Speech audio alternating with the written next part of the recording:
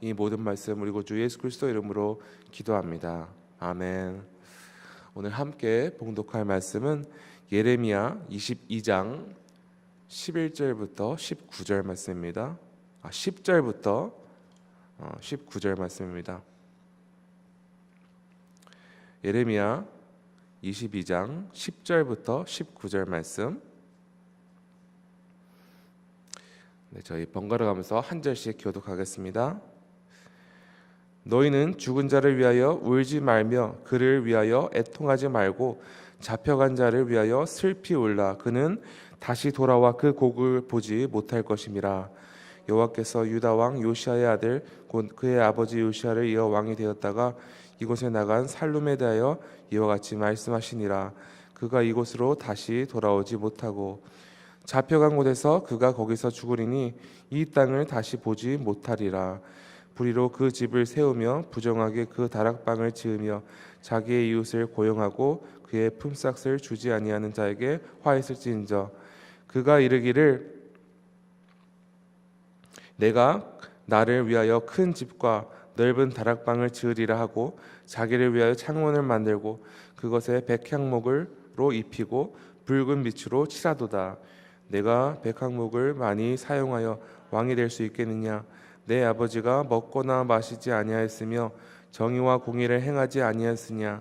그때 그가 형통하였었느니라. 그는 가난한 자와 궁핍한 자를 변호하고 형통하였나니 이것이 나를 알미 아니냐? 여호와의 말씀이니라.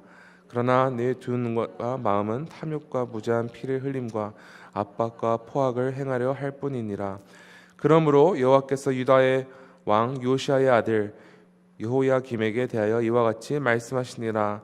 우리가 그를 위하여 슬프다. 내 형제여 슬프다.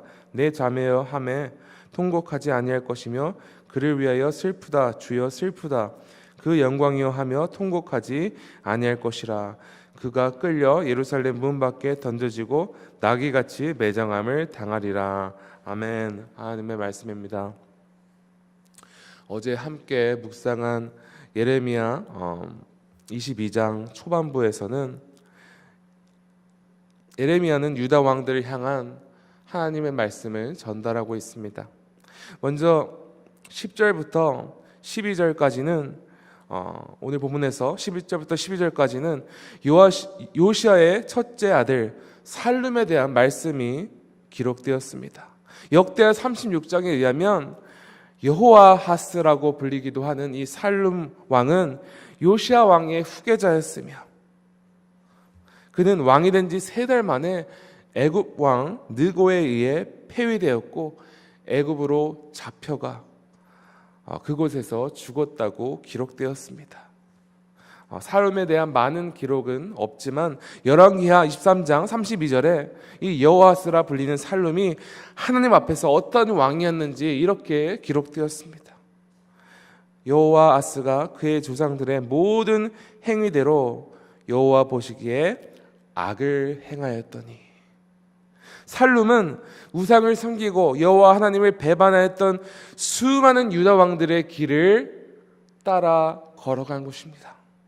성경에는 그가 단 3개월 동안으로 어떤 업적을 남겼으며 왕으로 살아남기 위해 얼마나 치열하게 살아가는지에 대한 기록을 전혀 남기지 않고 있습니다. 살룸이 여호와 보시기에 악을 행했던 왕이며 그가 애굽에 잡혀가 다시는 예루살렘에 돌아오지 못하고 그곳에서 쓸쓸히 죽었다. 이 사실만 기록되었습니다. 그리고 오늘 본문 13절부터 그리고 18절에는 또 다른 유다 왕을 향한 하나님의 말씀이 기록되었습니다. 그는 바로 살룸 다음으로 유다를 통치했던 요시아의 둘째 아들 여호야김이었습니다. 그는 애굽 왕 느고에 의하여 살룸 대신 왕으로 대체된 친애굽파 왕이었습니다. 그는 애굽 왕 느고에게 의하여 살룸 대신 대체된 왕으로 유명하며 그는 백성에게 세금을 과하게 부과해서 그 세금으로 꾸준히 애굽 왕에게 조공을 바쳤습니다. 애고방 느고에게 충성을 보인 왕이죠. 한마디로 유다는 여호와김이 통치하는 동안에 애굽 왕에게 조공을 바치느라 재정적으로 불안한 시기를 걸어갈 수밖에 없었습니다. 그런데 하나님께서는 예레미야를 통해 아주 놀라운 사실에 대해 이야기하십니다. 14절입니다. 그가 이르기를 내가 나를 위하여 큰 집과 넓은 다락방을 지으리라 하고 자기를 위하여 창문을 만들고 그것에 백향목으로 입히고 붉은 빛으로 칠하도다. 여호야김은 자기 자신이 머물기 위한 큰 집과 넓은 다락방을 만들기 위하여 왕궁 중건 프로젝트를 진행한 것입니다. 그리고 최고급 목재인 백향목을 많이 사용하였고 붉은 빛으로 칠하는 등 아주 화려하고 건사한 건축 양식대로 이 프로젝트를 진행했습니다. 여러분, 그런데 유다는 애굽 왕에게 조공을 바치기에도 빠듯하고 백성들에게 크게 부담이 되었을 텐데 도대체 어떻게 이와 같이 화려하고 건사한 왕궁 프로젝트를 진행할 수 있었습니까? 13절입니다. 불의로 그 집을 세우며 부정하게 그 다락방을 지으며 자기의 옷을 고용하고 그의 품삯을 주지 아니하는 자에게 화 있을진저. 여호야김은 백성들을 무임금으로 일하게 하며 왕궁 중건 프로젝트를 진행하였던 것입니다. 그런데 이와 같이 이웃 혹은 다른 형제들을 임금도 지불하지 않고 종처럼 부려먹는 행위는 명백히 율법에 어긋난 것이었습니다. 레위기 19장 13절에서는 이웃을 억압하지 말며 착취하지 말며 품꾼의 삭슬 아침까지 밤새도록 내게 두지 말라 기록되었습니다. 그리하여 하나님께서는 여호야김이 진행하고 있는 왕궁 중건 프로젝트에 대하여 불의로 세운 집, 부정하게 세운 집이라 말씀하신 것이죠. 여호야김은 자신의 탐욕을 채우기 위해서 자신이 보호하고 아껴야 하는 백성들을 자신의 영광을 위하여 이용하고 탈취하고 억압한 것입니다. 그런데 하나님께서는 여호야김과 정반대의 길을 걸어갔던 그의 아버지 요시야에 대해 언급하고 있습니다. 15절과 16절입니다. 내가 백향목을 많이 사용하여 왕이 될 수 있겠느냐? 내 아버지가 먹거나 마시지 아니하였으며 정의와 공의를 행하지 아니하였느냐?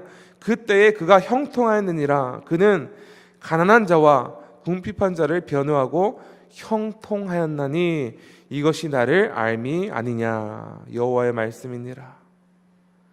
여호야김이 자신의 탐욕을 채우기 위해서 자신의 백성을 억압하였던 것과는 정반대로 그의 아버지 요시야는 정의와 공의를 행했다 말씀하십니다. 그리고 그 정의와 공의란 가난한 자와 궁핍한 자를 변호하고 그들을 보호하는 것이었습니다. 그리고 이와 같이 유다를 다스린 요시야가 진정으로 형통한 왕이었다 말씀하십니다. 반면 하나님께서는 자신의 탐욕을 위하여 무지한 피를 흘리게 하고 압박과 포악을 행한 여호야김이 어떠한 최후를 맞이하게 될지 이와 같이 말합니다. 18절과 19절 초반부 제가 읽어보겠습니다. 18절 후반부터 제가 읽겠습니다. 무리가 그를 위하여 슬프다 내 형제여 슬프다 내 자매여 하며 통곡하지 아니할 것이며 그를 위하여 슬프다 주여 슬프다 그 영광이여 하며 통곡하지 아니할 것이라. 그가 끌려 예루살렘 문 밖에 던져지고 나귀같이 매장함을 당하리라. 자신의 탐욕과 사욕을 채우기 위해서 백성들을 긍휼히 여기지도 않고 그들을 억압하고 탈취한 여호야김의 죽음을 위해 아무도 슬퍼하거나 애통하지 않을 것이며 그가 예루살렘 문 밖에 동물과 같이 던져져서 매장당할 것이라 말하셨습니다. 성도 여러분, 오늘 말씀을 통해서 우리가 얻을 수 있는 영적 교훈은 무엇입니까? 요야금은 많은 백성들이 동원하여 부귀와 영광을 상징하는 백향목을 사용하여 자신을 위하여 화려하고 건사한 왕군 중건 프로젝트를 진행했습니다. 아마 이를 통해서 요야김은 그 누구보다도 많은 부와 명예를 누린 솔로몬처럼 형통하고자 하였는지 모릅니다. 하지만 오늘 본문 말씀을 통해 우리가 깨달을 수 있는 하나님의 진리는 인간이 생각하는 형통과 하나님께서 생각하시는 형통함은 다르다는 것입니다. 그 기준이 완전히 다릅니다. 인간은 자신의 성공을 위해서라면 수단과 방법이 어떠할지라도 오직 좋은 결과를 만들어내는 것이 형통의 길이라 생각합니다. 반면 하나님께서는 이 세상에서 그 누군가가 좋은 결과물을 얻어내는 것에는 전혀 관심이 없으시며 오직 주의 뜻대로 진정한 공의를 실현하며 살아가는 것이 진정한 형통함이라 말씀하십니다. 여러분, 이사야 선지자가 하나님의 말씀을 전할 때 진정한 금식이란, 진정한 예배란 억압한 자를 풀어주고 약자를 위해 힘쓰는 자라고 말씀하지 않았습니까? 하나님께서는 겉으로 보여지는 예배, 겉으로 형식적인 모습이 비춰지는 것이 아닌 실제로 약자와 함께하며 하나님께서 말씀하신 큰 계명, 하나님 사랑함과 같이 내 이웃을 사랑하라, 내 목숨보다 내 이웃을 더 긍휼히 여기라, 이 말씀대로 살아가는 것이 하나님의 뜻입니다. 그러면 오늘 본문 말씀이 여호야김처럼 화려한 왕궁을 가졌다고 형통한 것이 아닙니다. 많이 소유하고 많은 업적을 이루었다고 우리의 삶이 형통한 것이 아니라는 것을 기억하시기 바랍니다. 물론 우리가 이 세상에서 생존하고 살아가기 위해서는 맡겨진 일을 최선을 다해 감당해야 합니다. 하지만 만약 나 자신의 이익을 위하여 다른 영혼이 어떠한 형태로든 피해를 입고 상처를 받게 된다면 이것은 결코 하나님이 기뻐하시는 삶이 아니라는 것입니다. 우리는 예수님께서 죄인을 사랑하고 구원하기 위해 자기 자신을 온전히 죽기까지 희생하시고 헌신하신 모습을 기억해야 합니다. 그리고 만약 우리가 예수님의 그 사랑과 은혜를 입은 백성이라면 우리도 그 동일한 사랑으로 다른 영혼을 위해 헌신할 뿐만 아니라 우리 탐욕과 사욕의 희생양이 되지 않도록 힘써야 합니다. 작은 예를 들어보자면 어떤 그리스도인이 사회에서 영향력 있는 존재가 되어서 하나님 나라를 위해 빛과 소금 같은 존재가 되고자 하는 소명이 있다고 합시다. 그런데 그 사람이 사회의 영향력 자리에 오르기 위해서 부유하고 권력이 있는 사람들의 편만 들고 약자들을 외면하고 그들에게 불리한 일들을 행한다면 그 사람은 결코 하나님이 기뻐하시는 예배자가 될 수 없습니다. 아무리 뜻이 좋았다도 그 과정 중에 다른 영혼들을 긍휼히 여기지 못한다면 그 뜻은 하나님 나라를 위한 것이 아니라 자기 자신의 이익과 사욕을 채우기 위한 탐욕일 뿐입니다. 그런데 우리의 믿음 생활에서도 마찬가지입니다.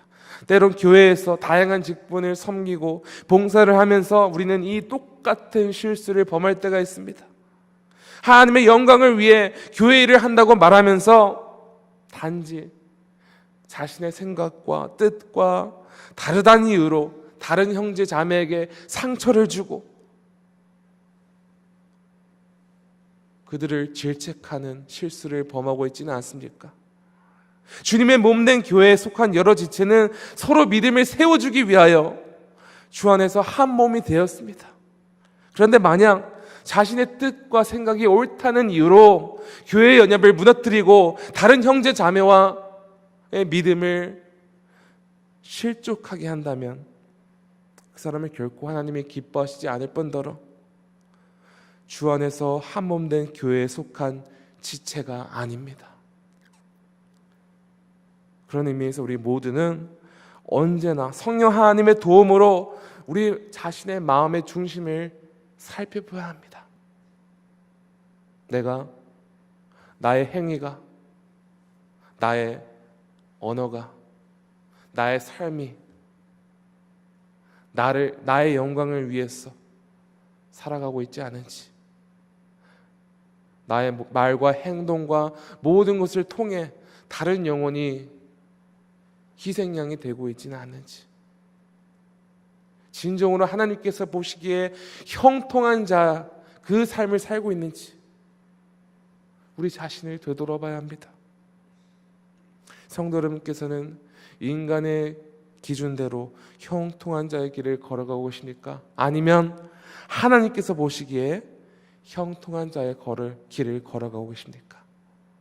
오늘 본 말씀을 깊이 묵상하심으로 하나님의 예배자로서 우리 마음의 중심을 다시 되돌아보기를 원하며 나 자신을 위해서가 아니라 오직 하나님 나라를 위해서 다른 영혼을 위하여 온전히 희생하고 헌신하시는 주의 거룩한 백성 되시기를 간절히 축원합니다. 함께 기도하겠습니다. 하나님 아버지 감사합니다. 주님, 우리는 주께 절대적인 은혜를 입은 백성들입니다. 우리가 우리에게 의로운 것이 있어서 구원받은 것도 아니며 하나님께 인정받은 것이 아닙니다. 주님, 그러므로 우리 자신을 위하여, 우리 유익을 위하여 하나님의 뜻과 반대의 길을 걸어가는 죄를 범하지 않게 하여 주시옵소서. 오늘 말씀에 요야김처럼 자신의 욕망과 탐욕을 채우기 위해 백성들을 억압하고 자신의 이익을 위해 사용한 그 왕처럼 우리도 그 똑같은 길을 걷지 않기를 원합니다. 주님, 오직 우리를 위해 온전히 희생하신 예수 그리스도의 길을 걸어가게 하여 주시옵소서. 주님께서 이 교회를 연합하셨습니다. 주님의 몸된 교회 안에 속한 한 지체로서 다른 영혼을 세우기 위해 헌신하고 온전히 희생하는 주님의 진정한 예배자 되게 하여 주시옵소서. 그리고 우리가 속한 사회 속에서 우리의 이웃들에게 또 모든 만나는 영혼들마다 그들을 긍휼히 여기고 진정한 하나님의 빛을 전하는 주의 백성 되게 하여 주시옵소서. 주님, 오늘도 이러한 삶을 살아가도록 성령님께서 함께 하실 줄 믿사오며 이 모든 말씀 우리 구주 예수 그리스도 이름으로 기도합니다. 아멘. 하늘에 계신 우리 아버지여, 이름이 거룩히 여김을 받으시오며 나라가 임하시오며 뜻이 하늘에서 이루어진 것 같이 땅에서도 이루어지이다. 오늘 우리에게 이러한 양식을 주시옵고 우리가 우리에게 죄 지은 자를 사하여 준 것 같이 우리 죄를 사하여 주시옵고 우리를 시험에 들게 하지 마시옵고 다만 악에서 구하시옵소서. 나라와 권세와 영광의 아버지께 영원히 있사옵나이다. 아멘. 계속해서 개인적으로 기도하시겠습니다.